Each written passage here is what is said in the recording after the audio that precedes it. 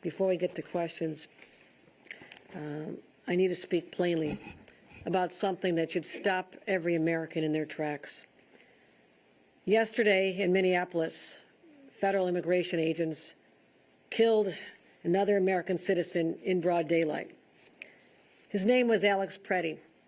He was 37 years old. He was an ICU nurse, someone whose job was saving lives. Video shows him doing something he was trained to do, to help people. He was trying to reach over and help a woman in need when she was thrown to the ground by federal agents. And within seconds, federal agents threw him to the ground and fired a shot, not one, but a barrage of bullets into his body on a public sidewalk in America.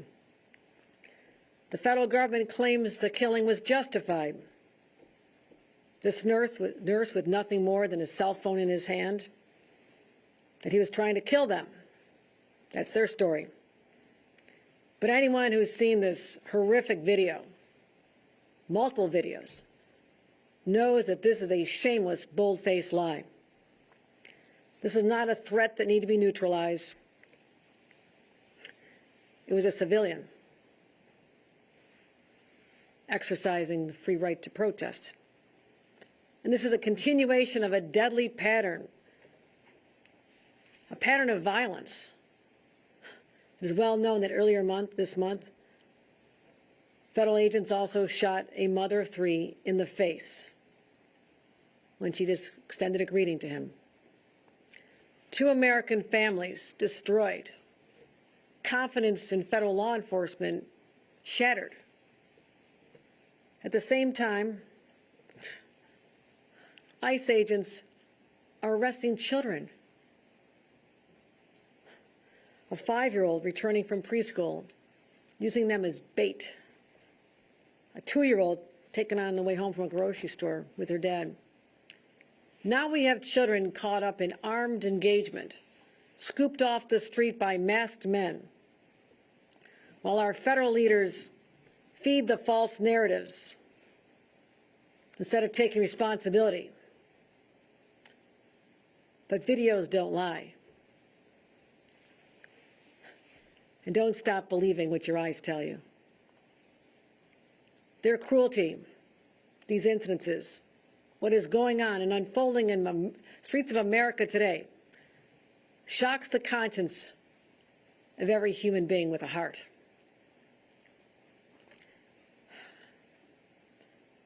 When federal agents use lethal force against civilians and then prevent state authorities from fully investigating, it violates the basic principles of a democracy.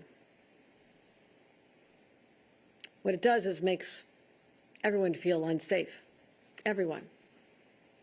Nationwide, over the last 13 months, ICE has detained hundreds of U.S. citizens, and dozens of people have died in their custody. Now, Donald Trump's handpicked leader of the Department of Homeland Security has proven to be unable and unwilling to follow the law to stop these killings. Kristi Noem has referred to these peaceful protesters as domestic terrorists and lied about the shooting victims being the aggressors. She told law enforcement officers to put on masks and military fatigues to basically treat the American public as the enemy. She has shown a profound disregard for human life and created a culture where people feel unrestrained in how they're handling encounters with the people in this country. Kristi Noem has forfeited her right to lead, and I'm calling on her to resign as Secretary of Homeland Security, or Donald Trump to do the right thing and just fire her. And if not, she must be removed or impeached. And Gregory Bovino, who has helped lead and defend and escalate these operations, should also be fired.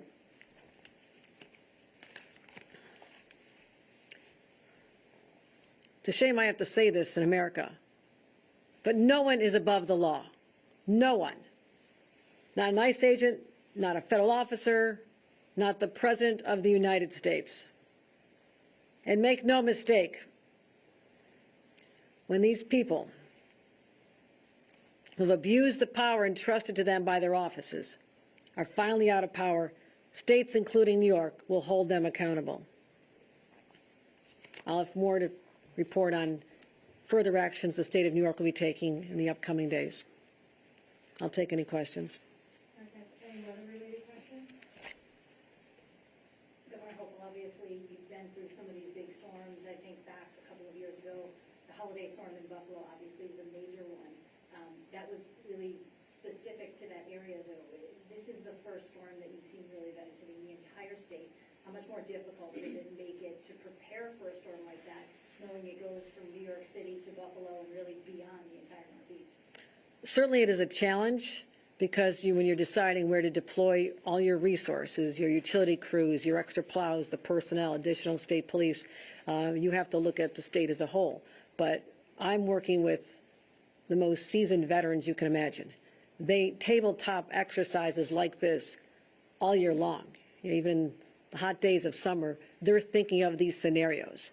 And it is a worst case scenario when every part of the state is vulnerable to these extreme, brutal colds, which are life-threatening, as well as the volume of snow that some parts of the state are not accustomed to dealing with. So it is a challenge, but not one that we haven't prepared for, that we prepared for in this specific event, having the early warning in advance of what is coming, getting the message out to New Yorkers on what they can do to keep themselves safe, and then we'll get through it. So I feel confident in the team that I have assembled to manage these storms. Any others, guys? Obviously, the thruway is only close to those tractor trailers, the tandem trailers right now, but when will you look at if it's going to be necessary to potentially close it to all traffic? I'll let the executive director address that. It's something we always keep an eye on. I have been in so many emergency operations, monitoring the snowfall on the thruway, how fast vehicles are going, whether or not there's visibility. It is something we do intensely, and we want to keep motorists safe, but also make sure we can keep the flow of commerce going through our state, because you also end up, when you close the thruway, there's a ripple effect on the adjoining roads, and you can create another situation. So you have to be very smart about when to do that. We've done both. We've made a decision to, with lots of restrictions, keep the traffic going. We've also had other times we've had to declare that it's just not safe and we have to shut it down. Frank, is there anything you want to add to that? Thank you, Governor. Just that safety is our paramount concern, and we're in constant communication with our partners in state and local government to ensure that the road will stay open, but in a safe and drivable manner. Anything else? All right, guys, thank you. All right, thanks, everyone. All right, thanks, Secretary.